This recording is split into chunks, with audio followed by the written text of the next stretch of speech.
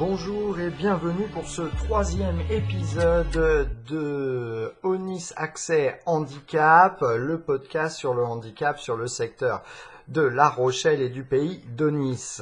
On se retrouve aujourd'hui pour une interview avec Mélanie Legal, agent de développement du comité départemental handisport de Charente-Maritime, qui nous présente du coup le comité et leurs activités.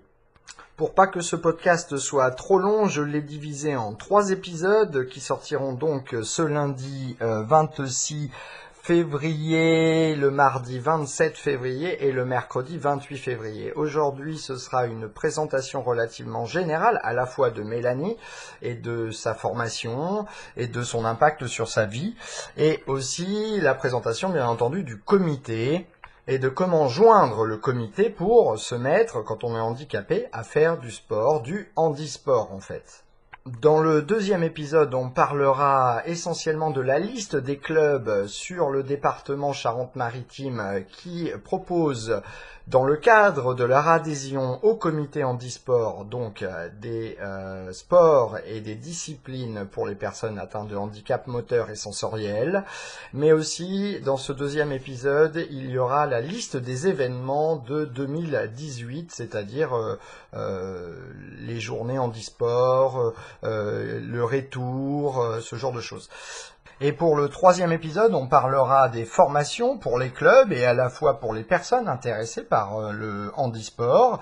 Nous parlerons aussi des personnes participant au comité, que ce soit des participants au sport ou des bénévoles qui aident, ou bien entendu des permanents qui se trouvent à l'association, puisqu'il s'agit bien entendu d'une association loi 1901. Je tiens tout de suite à m'excuser auprès du comité départemental handisport de Charente-Maritime, car nous avons réalisé les interviews en 2 fois, le 24 novembre et le 8 décembre dernier, 2017 donc, et que effectivement il m'aura fallu un peu de temps pour pouvoir les produire entre guillemets et les diffuser. Je ne vais pas rentrer dans les détails, mais je leur présente toutes mes excuses et voici enfin les épisodes en chair et en os. Allez, bonne écoute et on se retrouve à la fin de ce premier épisode. Du coup, aujourd'hui, je suis au comité départemental handisport Charente-Maritime et donc je suis avec Mélanie Legal. Voilà. Et qu'est-ce que tu fais Je suis agent de développement. Donc, mon boulot, puisque je suis salariée de l'association, D'accord. c'est de développer le handisport sur le département Charente-Maritime. Donc, en lien bien sûr avec les clubs, en lien avec les personnes en situation de handicap.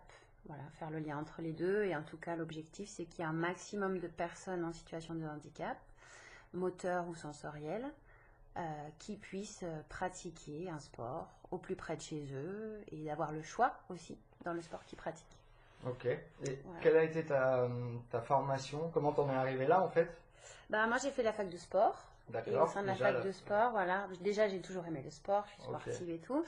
Et t'es éducateur sportif? Oui, c'est ça en fait. Éducateur sportif. Éducatrice sportive? Ouais, c'est ça. Donc ça au sein de la... Je sais pas si on dit éducatrice parce que maintenant on met... Ah oui, c'est vrai. Bref, j'en sais rien. Mais oui, c'est ça, éducatrice sportive, voilà. Et au-delà de La Rochelle pratiquer... ou tu viens d'où à la base? Moi, je viens de Bretagne. D'accord. De Concarneau, dans le Finistère. Ok, voilà. Ouais, du fin fond de la Bretagne. Ouais, c'est ça, de la pointe. Ok. Et ouais, du coup, au sein de la fac de sport, il y a une filière qui s'appelle, ce qu'on appelait à l'époque APA, maintenant c'est APAS, Activité physique adaptée. D'accord. Voilà, donc pour travailler avec les personnes en situation de handicap, mais aussi troisième âge, difficultés sociales, enfin c'est très vaste quoi. D'accord. Et puis à la fin de ma formation, j'ai trouvé du boulot parce que j'ai eu la chance que à ce moment-là, il y a des postes qui se créent partout en France. Donc dans chaque comité départemental handisport, sport adapté, dans chaque comité régional aussi. 300 postes sur toute la France avec mon diplôme. Ok, bien. Voilà, et moi j'ai été embauchée à La Rochelle. Ce qui est pas mal du tout. Ce qui est pas mal. Ouais. Ok. Donc ça t'a toujours intéressé parce que t'as été touchée ou parce que... Je sais pas, à force de réfléchir, parce qu'on m'a déjà posé la question, j'ai pas dans ma famille ou dans les personnes proches des personnes handies, mais en y réfléchissant, j'ai finalement toujours été de près ou de loin un peu en contact avec des personnes handies. Ma voisine quand j'étais petite, un jeune à l'école dans ma classe, le papa d'une copine, donc comme ça, de manière un peu, ouais, pas régulière, mais sporadiquement, voilà, des c'est gens ça. autour de toi Ouais, ouais, ouais. touchés, en fait. Ouais, puis c'est vraiment ce qui m'a plu, quoi. Dès que j'ai fait mon stage là-dedans, c'est vraiment ce qui m'a plu. D'accord, ok. Ouais. Alors, quel impact a sur ta vie personnelle, du coup, en tant que personne qui est valide, le fait de travailler au quotidien avec des personnes handicapées et surtout, du coup, dans le sport?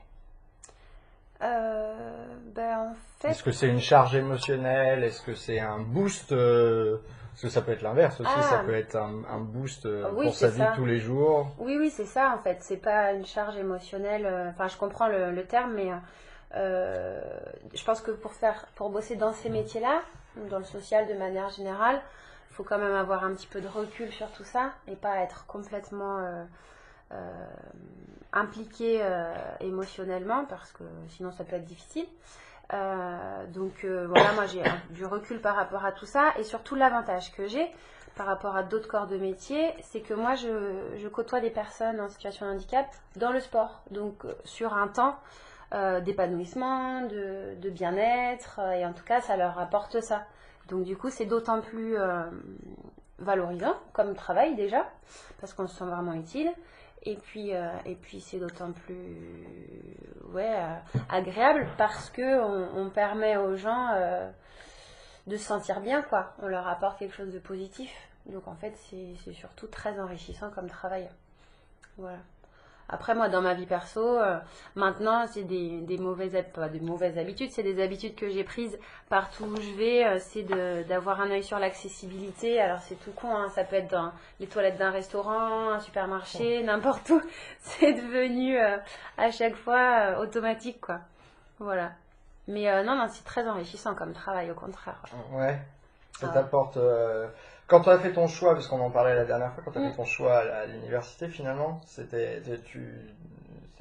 que tu imaginais de ton métier, est-ce que tu en fais 10 ou 11 ans après, je crois que tu m'as dit. Oui. Aujourd'hui, avec le recul du coup de l'expérience. Ah bah oui, ça reste.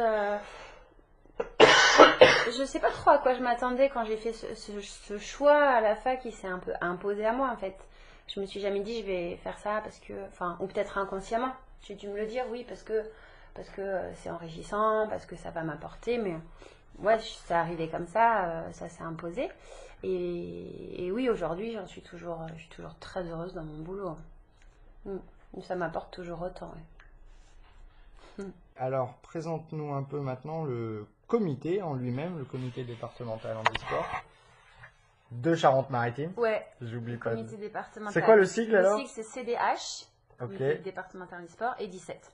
Pour la CDH Charente. tout court. Ouais, CDH 17. Ok, Voilà. très bien. Et on peut retrouver le site internet? Oui, alors on a un blog et une page Facebook. D'accord. Voilà, handisport Charente-Maritime, enfin vous le trouverez avec ça, quoi. D'accord. Voilà. Donc, très facile. Très facile de le retrouver. De le retrouver normalement, oui. Et le site internet, l'adresse, c'est quoi? Bah, c'est un blog, c'est sur Overblog. On n'a pas de site internet. D'accord, ok. Ouais. Donc, vous le retrouvez sur le blog, Overblog, sur Facebook, ou en passant par le site Handisport, donc de National. la fédération. Voilà, c'est Fédération française Handisport. Il y a un onglet où pratiquer avec la carte de France. Et là, on peut retrouver par département ou par région, en fait, et ça mettra tous les clubs du département. D'accord. Ou par sport aussi, on peut choisir par sport, ou par type de handicap. Voilà, tout ce qui est pour les déficients visuels, ou tout ce qui est pour les personnes en fauteuil. C'est pas mal fait. D'accord. Voilà. Donc, ouais, le CDH 17, c'est, on va dire, c'est la délégation départementale de la fédération. C'est une association loi 1901. Exactement, avec un président, trésorier, secrétaire. Donc c'est une association indépendante. Ouais, indépendante de la Fédé. Forcément. Ouais. Désolé. Du coup, complètement indépendante de la Fédé, voilà. mais aussi indépendante des services de l'État en fait. Ah oui, c'est vraiment une association. Ouais. Alors indépendante, oui, mais un petit peu dépendante pour ce qui est des subventions, évidemment. Bien puisque sûr. sans les subventions de l'État, on ne pourrait pas fonctionner. Moi, mon poste est financé en partie par l'État, en partie par le conseil départemental aussi. Ça fait partie des contrats aidés, non? À la base, c'était des CAE, il y a D'accord. 10 ans, il y a 11 ans. Ok. Et au bout de 2 ans après, ça s'est transformé en CDI. D'accord. Ouais. Ok. Mais bien sûr, on peut pas. On ne fait pas payer les adhérents. Les adhérents prennent juste une licence dans les clubs. D'accord. Donc il faut forcément qu'on trouve, nous, des moyens de Bien sûr, bien fonctionner. C'est ce qu'il faut. Voilà, donc ça, on cherche aussi des sponsors. Appel aux sponsors privés. Quels S'il y sont en a les qui sponsors veulent. aujourd'hui sur le... Alors, il y a la Société Générale, D'accord. qui est à la fois partenaire de la Fédé au niveau Ouais. national et qui décline du coup au niveau des régions et des départements. Super. Nous, sur le département, on a la MGEN. Alors, après, c'est plutôt par projet. On a des D'accord. sponsors qu'on trouve pour tel projet. La MGEN nous aide sur un projet qui est le Retour. On parlera peut-être tout à l'heure. Oui, oui. On On viendra a des mairies aussi, des communautés de communes, bien sûr le conseil régional aussi, et puis des fondations. Fondation SNCF,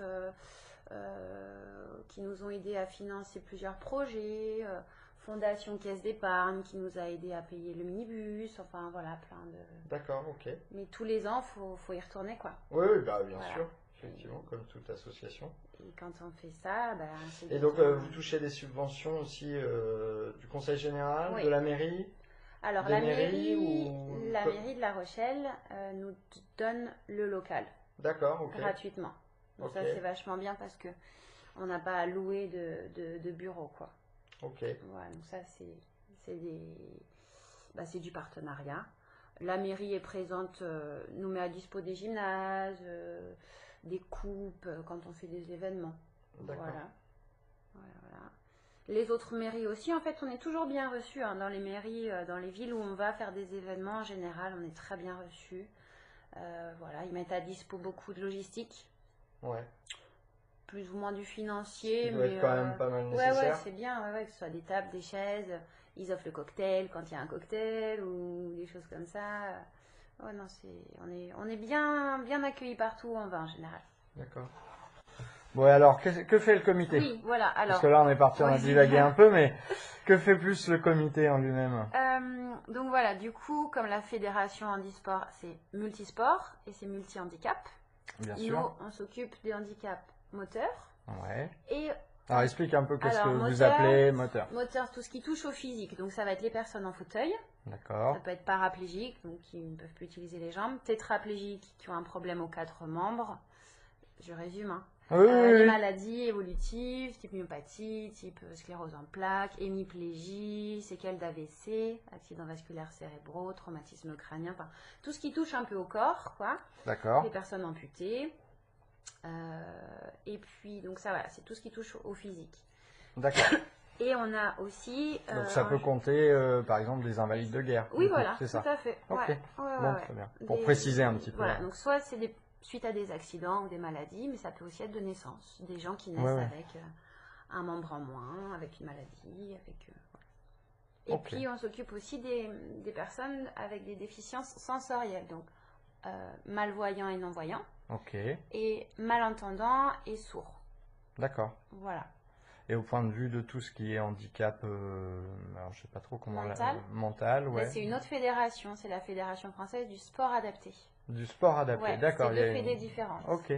Nous, au niveau du comité, c'est la porte juste à côté, le comité du sport adapté. D'accord, On travaille ok. ensemble, là, on a des projets ensemble, mais au niveau des fédérations, ce sont deux fédés différentes. D'accord. Voilà. Des Ok. adaptations différentes, des compétitions différentes. On n'est pas toujours sur les mêmes sports. D'accord. Voilà. En handisport, nous, on est beaucoup sur des adaptations matérielles, en fait. Ok. Ouais, Des forcément.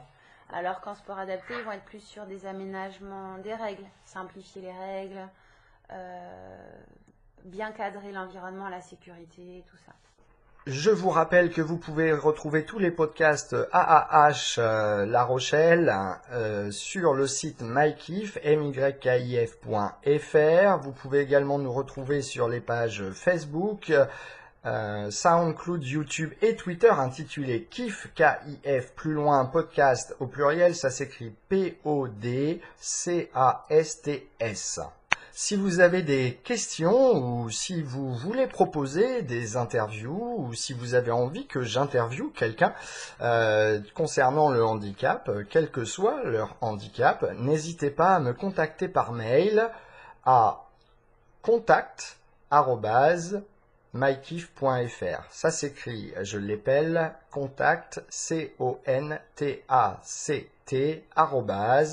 @mykif.fr. Surtout, je vous le rappelle, n'hésitez pas à envoyer vos propositions, vos questions. J'y répondrai avec plaisir. On va redemander à Mélanie, je ne me trompe pas, c'est ça. de nous redonner tous les moyens de rentrer en contact avec le comité départemental handisport Charente-Maritime, le CDH 17. Voilà.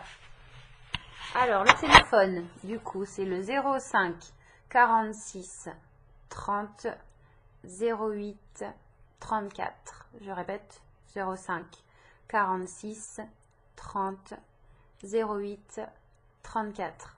On est joignable aussi par mail.